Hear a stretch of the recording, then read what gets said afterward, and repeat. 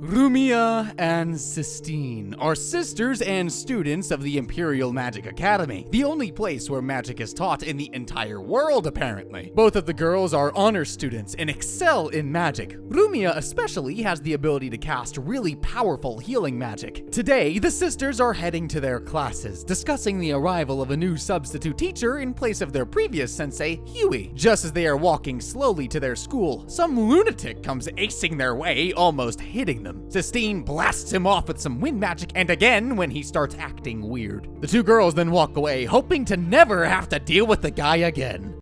Well, about that. Back in the Imperial School of Magic, Professor Harley and the headmaster are discussing who the new teacher will be. So the same idiot from before. Glenn turns out to be the new substitute teacher recommended by one of the best teachers in the school, Cecilia. There was nothing wrong with Glenn, except there was everything wrong with him. He was a complete nobody. His profile showed that he was average in almost everything and couldn't even cast magic higher than the 3rd tier. In other words, the guy can't even beat the students he will be teaching in magic if there was a duel. Harley goes hysteric. Wasn't the minimum requirement to teach in school, even for small kids, supposed to be at least 4th tier magic caster? But before he could berate the guy even further, Cecilia enters the room with her dark aura. She is pretty badass, and it's apparent by how Harley runs away. In the classroom, Rumia, Sistine, and all the other students are waiting for their teacher to appear. Half of the class time is already passed, and the teacher is still yet to come. Sistine is pissed. I mean, weren't you the one who beat the guy senseless just a few minutes ago? When the class reaches its halfway point and everyone had almost given up hope, the teacher finally decides to show up. Glenn walks into the room like nothing has happened and starts introducing himself. However, the students in the class just want the lecture to begin. Man, these students are really serious about their studies, aren't they? If that was my class, we'd already all be gone. Unfortunately, Glenn isn't serious. He just goes up to the board and declares, "Self-study!" Yes, substitute teacher's favorite trick. Glenn then goes to his desk and goes to sleep. The students pressure the man to get back up and teach with the most bored attitude ever, and I swear even I don't get bored in biology class this much. He gets up and starts scribbling on the board with the worst handwriting ever. And when a student asks him a question, the man just asks her to go and read it herself. So, why was this guy in the school anyway? If he didn't want to teach, why the hell was he here? It appears the man was pressured into doing this job by Cecilia. She was done taking care of him, just slacking around in the house, doing nothing. But yeah, trust me, Glenn wants nothing to do with this job. A few more classes go by, and Glenn continues with his attitude in class. At some point, his self-study lessons just become sleeping sessions. At first, he used to write self-study on the board, but that becomes too much of a chore for him. He just goes and sleeps in class. Sistine, however, has had enough of it. She didn't pay hundreds of coins. I'm assuming this is because college is pretty expensive, but yeah. She didn't pay so much money and spend so much time just to watch some dude sleep. She goes up to the man and tells him that if he didn't straighten up, she would call her father, who would get him fired from the job. However, Glenn welcomes the idea. The man wanted to be fired for all he cared. With tears in her eyes, she removes her gloves and throws them into the man's face, challenging him to a duel. Glenn easily accepts the challenge as well. His condition? He won't teach if he wins, and Sistine's condition is that he will teach if she wins. The deal is set. All the students gather around outside to witness how Glenn would destroy Sistine's confidence. I mean, that's obvious, right? He's a teacher, and more importantly, that's just how anime protagonist storylines begin. Glenn sets the rules. Only Tier 1 magic, the simplest chalk magic, is allowed, nothing else. The two then stand before each other. It's apparent whoever can chant the magic faster will win. Everyone is confident that Glenn will be victorious and continue to sleep in classes, but to everyone's surprise, Glenn sucks. He can't even cast a simple Tier 1 magic. I'm not sure the students would want him to teach after that either. To top it all off, Glenn just goes back on his promise and starts asking for a best of 3, which he obviously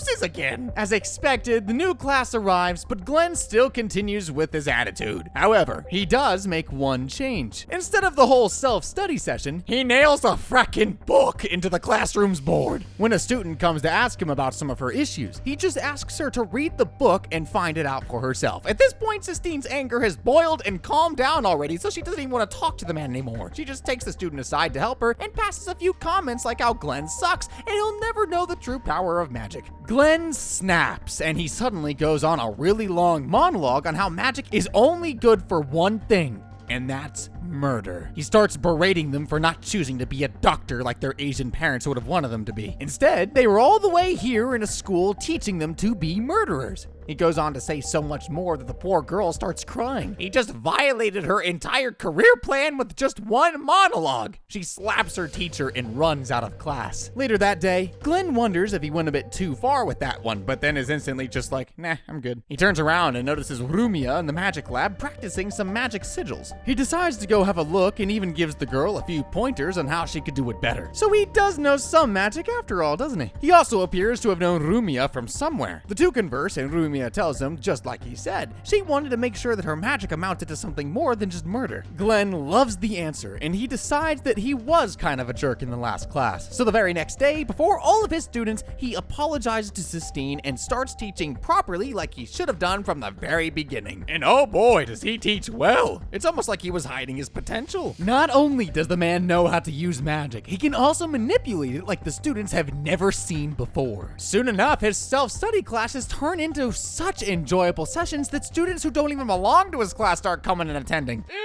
Waves! I'll give it to him. He's incredible when it comes to teaching, and Cecilia can only be proud of her decision. Not sure who she is to our hero, but let's keep the story rolling. A few days later, Cecilia informs Glenn about her trip to a conference somewhere and asks him to behave while she is gone. She probably should have asked the villains to do the same, because some shady guys from an order of evil mages called the Divine Wisdom pop up. With some serious training from Voldemort himself, the mages of the Divine Order show up at the Imperial School the very next day. While one of them deals with the only professor at school, Glenn, the others head straight to Rumia and Sistine's class. Surprisingly so, these men were here for Rumia, and they were not messing around. I mean, one guy almost kills Sistine when she tries to save her sister. When Rumia gives herself up, the guy then takes Sistine away to an abandoned room and decides to have his way with her. Whoa, dude, frick! We were doing good, man. I mean, there's no need to get us canceled now. Thankfully, though, someone disrespected Glenn's ability a bit too much and sent only one guy to deal with him. Just as the guy's about to have his way with the underage girl, Glenn opens the door and,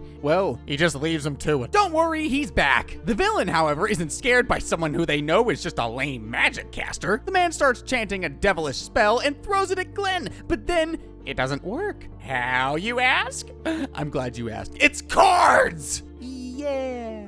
That's right! It wouldn't be a magic trick without a good old card thing. Glenn uses a magic card that he created from the Fool's Arcana, which cancels out all magic in an area. It's so powerful that it even cancels his own magic. But fear not, our guy is good with his fists too and beats up the man to a bloody pulp. He and Sistine then tie him up. Not sure why they strip him naked as well, but that's how they realize the guy's from the Divine Wisdom gang. Glenn quickly contacts Cecilia to come back to the school and help out, but she reveals that the teleportation circle of the school had been sealed off by a barrier. Cecilia assures him that she will arrive there soon enough and asks him to protect the students until then. Just when he is frustrated enough that he has no backup, Sistine drops another bombshell and reveals that Rumia was captured by some of the other terrorists that entered the building. Let's just add some more drama, shall we? Because suddenly a horde of zombies, probably summoned by one of the evil dudes, appears out of frackin' thin air despite the magic cancellation, mind you. The skeleton zombies just show up and the first guy they kill is their own teammate. Don't know why. Probably because they don't have brains. I don't fracking know, I just work here. And they're already attacking Glenn. His fighting skills just aren't good enough against the skeletons who seem to be well fed with calcium. That's right, kids. Have your milk so someday you can haunt some anime protagonists too. Sistine is well versed in magic as well and tries helping out, but there's only so many zombies that you can punch to death. It's time for Glenn to actually get serious. He musters up all his energy and fires up an extinction ray and blasts the zombies to their doom. However, Glenn has spent so much mana while using that one spell that he turns black from the lack of blood. He doesn't even get time to rest because the boss of the whole operation is a dude carrying 6 golden flying swords who kind of looks like the third-rate Sasuke from the Boruto generation. And he's here, ready to rustle your jimmies. He acknowledges that it was wrong of him to underestimate him, but as every villain ever, the guy is confident that he will end the hero's life. Get in line. Yeah, the Sasuke look-alike is pretty good, but you have to understand that he's from the Boruto generation and that Sasuke is nerfed AF. At first, he bosses Glenn because he's weak in mana, but the villain ignores the girl Sistine, who comes to Glenn's aid. Glenn takes all the flying swords into his body like a champ and then activates the magic cancellation spell, after which the man is utterly useless. Glenn just takes the guy's own sword and plunges it into his heart. Yeah, Sasuke's dead. Spoiler alert. Not that anyone cares about Boruto anyway. Glenn then rushes to search for Rumiya, except he faints due to a lack of mana, and Sistine has to come and help her out, and then she passes out. By the time Glenn wakes up, it's almost the end of the day, and somehow the terrorists still haven't escaped with Rumiya. I guess they were waiting for the teleportation system of the school to reroute to their hideout? I don't know. So Glenn rushes to the teleportation zone, and surprise, surprise, who was the guy behind all this? It's Huey! Remember? Huey? Yeah. That guy that Glenn was substituting for. But nobody guessed that. The man has placed a 5-barrier spell around Rumiya. He cannot be killed because that will set off a bomb in the school, and if Rumiya isn't freed in the next 5 minutes, she will be transported to the hideout. Turns out that Rumiya was the famous princess rumored to be dead 3 years ago. Huh? I don't remember that. Does anyone remember that? She had survived and was well living with Sistine as her sister. She was passing as an NPC for so long that she had forgotten she was the main character. Glenn rushes to start releasing the barriers one by one, using his own blood to cast the breaking spell, but by the 4th barrier, he's out of mana and on the brink of death. Rumiya, who had been pretty frackin' useless for some time now, somehow manages to break out of the final barrier and heal Glenn, and also boost his abilities, allowing him to complete the spell for the final barrier and finally free Rumiya. And Huey just gives up. So yeah, that's the end of that. The news of Rumiya being alive, however, reaches her mother. Actually, she already knew about it. For so long now, she had pretended not to care because she didn't know how her daughter would react after seeing her again. But now she was visiting the Imperial School on royal business and the drama intensifies. Back at school, the students are preparing for yearly magic competitions where the winners will be presented a massive symbol of respect by the queen herself. However, Rumiya's class, Class 2, is less than thrilled about it. They know they are going to lose, so they can't be bothered about it. However, Glenn barges into the room and encourages everyone to participate. He even lays out the best way for them to win and how everyone can participate. Now, why was Glenn doing all this? He couldn't be bothered with the whole ordeal a few days ago, but suddenly he was interested like a good teacher. Well, it turns out the teacher who helps their class win the tournament is also given a special bonus, and oh boy, does his broke ass need some money right about now. He'd been begging for this in advance because he spent all his money on booze, and the campus headmaster's like, nah, we can't do that, but do this fun project instead. My man was so broke, he had barely eaten for a few days, and later when Harley and his punk students from Class 1 wouldn't let Class 2 practice in the field, Glenn wagers 3 months of his income against Harley. After a few days of class, the Goblet of Fire tournament finally begins in the Imperial School of Magic, and all the students participate in the games in the presence of the Queen. One after another, Glenn and his students perform exceptionally and are already 3rd on the leaderboard after winning a couple of games back to back. Finally, it's time for Rumiya to prove her worth to her actual mother. She goes on a test of mental strength up against the very best in the business, a huge bulky guy named Jail. Yeah, that's his name, and he may or may not have served his time. The test is simple. A magician will come up before them and send mind-paralyzing spells at them, and all they had to do was resist. One by one, all the contestants start failing, but Jail and Rumiya stand strong. Finally, the tester brings out his A-game, a spell so powerful even the best have been broken by it. He fires the spells and brings Rumiya down to her knees, and yet she decides to continue the match. However, Glenn steps in and stops the game and explains to Rumiya that she did better than what he had expected her to. He asks her to forfeit. The twist, though, is that Jail-kun had already passed out where he was standing. So Class 2 wins and is now in 2nd place. Everyone celebrates the victory, but you know how it goes. 2 shady characters are waiting for something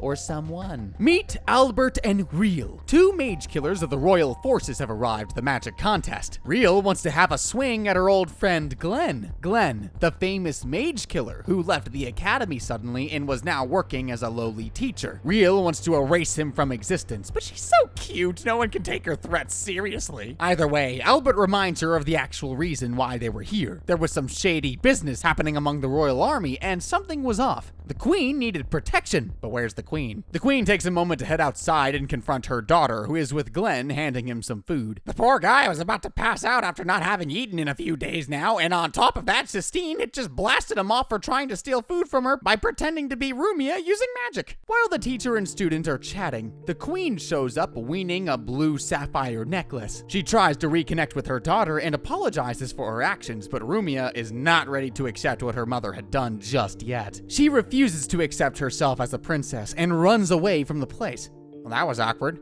Glad that's over. The games continue and Glenn returns back to the stadium. The queen also returns back to her seat beside the headmaster and Cecilia. Just then, the queen's handmaiden tells something to Cecilia and her eyes widen. Oh! I don't know what she said. Back at the dugout, Sistine asks Glenn to go check on Rumia. Man, for a teacher, he sure is getting bossed around a lot. Glenn goes out to look for Rumia, who is sitting alone by a tree. He goes beside her and tells her that it's natural for her to feel confused and feel ill will against her mother. He convinces her to give her a chance, but alas, some royal guards have already surrounded them. Elsewhere, the queen is also taken into custody by her own soldiers, and she isn't as skilled as Glenn, who just tosses Rumia on her back and runs away. As soon as they land on an empty street, Glenn calls Cecilia to get to know what was happening. Cecilia, however, starts talking cryptically. She tells him that she can't tell him anything in detail except that he had to come near the queen by any means. When the call had just been hung, Glenn is immediately attacked by Riel. The cute little girl is carrying a sword taller than herself to attack Glenn. Thankfully, Albert is a bit more sensible and stops Riel from wrecking their old friend. He explains that the two were here to save the queen and request Glenn's help.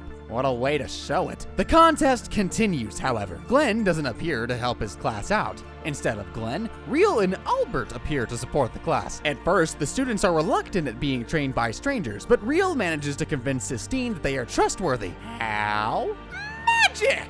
So yeah, as predicted, Class 1 is beaten in the final round thanks to Sistine, and Class 2 wins the tournament. This gives the opportunity for Albert and Riel to appear before the queen themselves and confront her, or perhaps save her. They don't know yet, because she could be the one trying to kill Rumia. As soon as they are face to face with the queen, they show their real identities. Albert and Riel were actually Glenn and Rumia. Instantly, the queen main commander jumps out. You shouldn't be alive! Like, really, dude? These guys are the protagonists. What's your name? You're not even important enough to be mentioned in the recap of the anime. Cecilia instantly creates a magical barrier so that no Imperial soldier would be able to interfere. Now, the queen was acting a bit too strange. As far as Glenn knew, she loved her daughter, but now she was trying to kill her. She commands her commander to kill the girl, but something is off, if I haven't already made that point clear. It's almost as if she was hiding something that was making her say and do all of this. Glenn takes one look at her and instantly realizes what the problem was. The queen was given the sapphire necklace by her handmaiden. The necklace was cursed. He subtly asks the queen to remove the necklace while he fights off the commander. The necklace would kill the queen if she revealed the curse or removed the necklace from her neck, but remember what the most important magic trick is? Card tricks, baby. It's all in the cards. Using Glenn's magic cancellation card, the curse is undone. Simple as that. Yeah, no major fight scenes or whatnot, it's just fracking done. The divine wisdom had failed yet again, but they were going to be back to unleash some more chaos in the upcoming episodes. And that's where we're gonna leave it off today. If y'all enjoyed the recap,